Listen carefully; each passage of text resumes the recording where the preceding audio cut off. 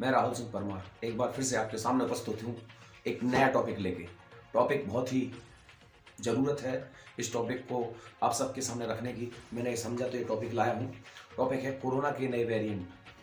जी हाँ, कोरोना के नया वेरिएंट जो कि IBU वेरिएंट है, ये दुनिया में बहुत ज़्यादा तबाही मचा रहा है। ये खासकर जो लोगों को वैक्सीन लग चुकी थी, जिन लोगों को 2 डोज कंप्लीट हो चुके थे, उनको भी इस वायरस ने अपनी जद में लिया है।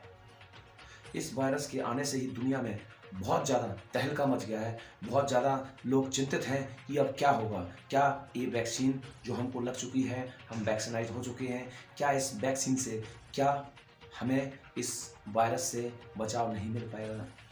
जी हाँ, बिल्कुल आप सही सोच रहे हैं, क्योंकि ये IBU वायरस जो फ्रांस में जिन लोगों को इस वायरस ने पीड़ित किया है, वो वायरस बहुत ही खतरनाक है। जो लोग पीड़ित हुए हैं उनका पहले से ही कोरोना वैक्सीन कंप्लीट हो गया था, वैक्सीनेशन कंप्लीट हो गया था। ये बात करें अगर इस वायरस की, IBU वायरस, इसका नाम क्यों रखा है? क्योंकि कोरोना वायरस एक ऐसी चीज़ है, जब किसी ह्यूमन के अंदर जाता है तो वो अपनी कई कॉपी बनाना स्टार्ट कर देता है। लेकिन वो होता क्या है, कभी कभी वह अपनी पूरी कॉपी कंप्लीट नहीं कर पाता है, पूरी हूबहू कॉपी नहीं बना पाता है।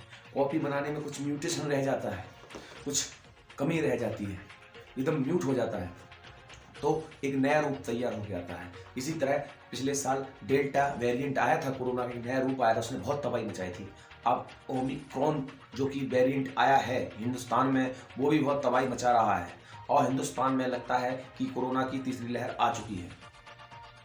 और अगर बात करें कि ये कोरोना का सबसे लेटेस्ट वेरिएंट जो कि IBU वेरिएंट है, ये कहाँ पाया गया और कैसे इसका लैब के द्वारा पता लगाया गया कि ये वेरिएंट में कितने म्यूटेशन हैं, तो बात करते हैं। अगर जो ओमिक्रॉन वेरिएंट है, इसमें 26 म्यूटेशन है, जो कि कोरोना की वैक्सीन में जिस वायरस के लिए बनाई गई थी उससे 26 म्यूटेशन अलग हैं। इतनी प्रकार का अलग टाइप का बना लिया है था ओमिक्रॉन ने। लेकिन जो कि IBU जो नया वेरिएंट है, इसमें 46 म्यूटेशन है। इसने अपने आप को बहुत हद तक कोरोना वायरस से अलग कर लिया था।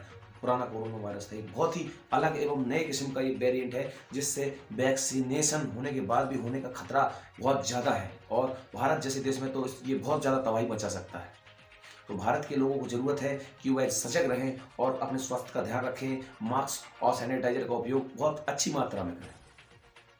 अगर बात करते हैं IBU वेरिएंट की, तो ये IBU वेरिएंट सबसे पहले फ्रांस में पाया गया। जिस बंदे के अंदर इस वायरस की पुष्टि हुई वो है अफ्रीकी देश कैमरून की यात्रा करके आया था। अब हम ये नहीं कह सकते कि उसको अफ्रीकी देश कैमरून में इस वायरस ने अपनी जद में लिया, या अफ्रीका आने के बाद, कैमरून आने के बाद इस देश को इस बंदे को अपनी जद में लिया।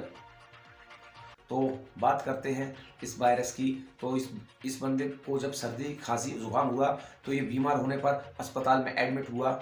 इसका चेकअप होने पर एक नए किस्म का वायरस, एक नई किस्म की बीमारी देखी गई, जिसका फ्रांस की IBU जो इंस्टीट्यूट है, रिसर्च सेंटर है, उसके लैब में इसका टेस्टिंग हुई तो पता चला कि ये कोरोना का एक नया वेरिएंट है जिसमें 46 म्यूटेशन है।